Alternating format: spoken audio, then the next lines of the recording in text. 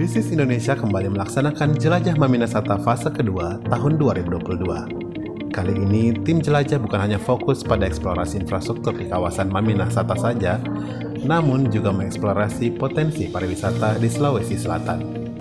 Kedua sektor ini sangat potensial di Sulawesi Selatan. Keduanya diyakini bisa menjadi pendorong utama pemulihan ekonomi Sulsel yang pernah terpuruk oleh pandemi COVID-19.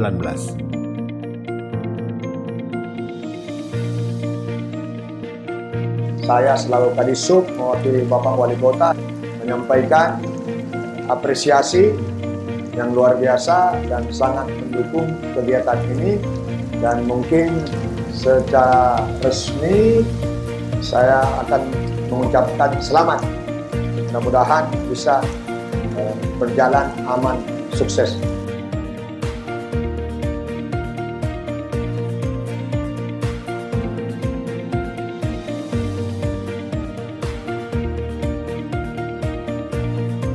Maminasata merupakan wilayah aglomerasi di Sulawesi Selatan yang terdiri dari Makassar, Maros, Goa, dan Takalar.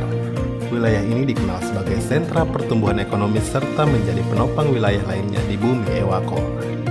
Namun tantangan ini kini coba dipecahkan pemerintah dengan menghadirkan kereta api pertama di Indonesia Timur. Kereta api ini nantinya akan menghubungkan beberapa kabupaten di Sulawesi Selatan mulai dari Makassar hingga Parepare. Saya kira dengan terbangunnya jalan ya, tentu ini akan mendorong pertumbuhan ataupun bangkitan baru di beberapa lokasi yang dilintasi. Contohnya di stasiun. Jadi ketika stasiun itu ada di lokasi tertentu, tentu ini akan mendorong adanya pertumbuhan di sekitar stasiun.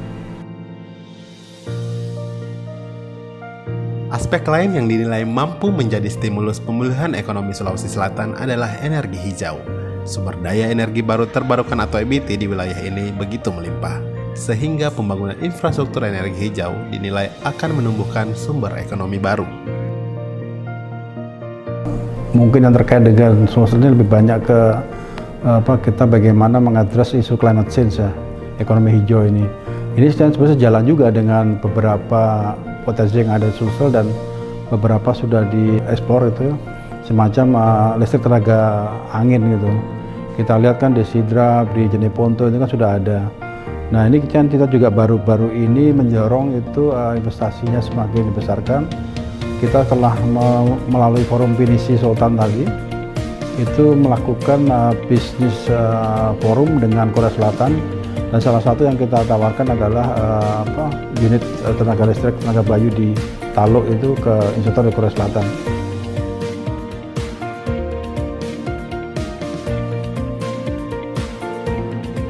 Kala Group sebagai pengembang PLTA Malia telah mengoperasikannya secara komersil pada tahun 2021 dengan total komitmen energi yang dijual ke PLN sebesar 474 gigawatt. Bukan hanya di Poso saja, tapi ada di Toraja, ada di Mamuju, ada di Jambi.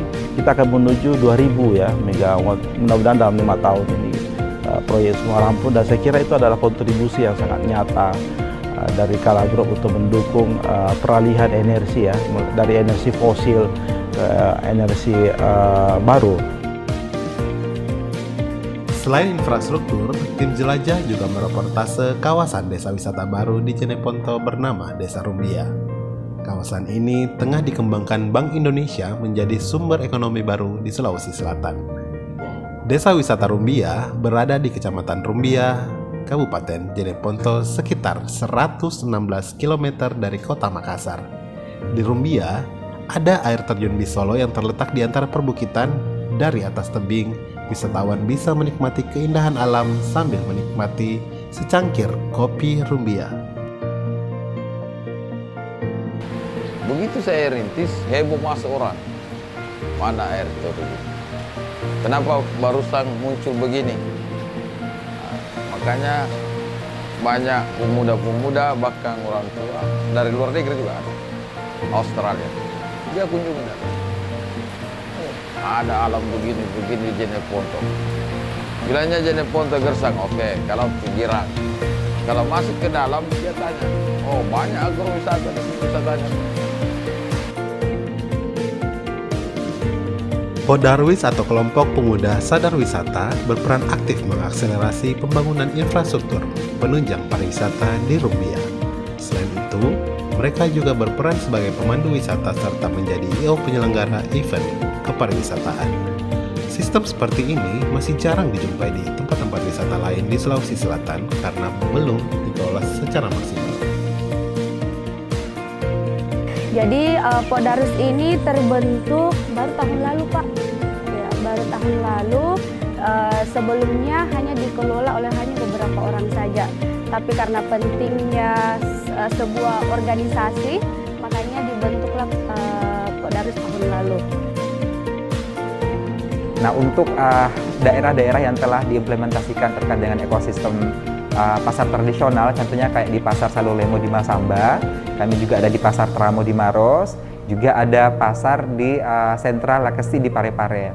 Nah, sedangkan untuk ekosistem pariwisata sendiri, itu kita telah mengembangkan pembayaran yang berbasis non-tunai juga di kawasan Ramang-Ramang yang ada di Maros, dan juga di Bulukumbah gitu. Kolaborasi kita bersama industri pariwisata, kami berkolaborasi untuk bisa bangkit dan pulih bersama kembali dengan aplikasi implementasi program yang pro kepada industri pariwisata gitu. Karena yang paling terdampak adalah industri pariwisata itu sendiri. Pemerintah memfasilitasi mereka untuk bisa melakukan kegiatan-kegiatan pemasaran yang bisa membangkitkan kembali sektor bisnis mereka. Seperti itu.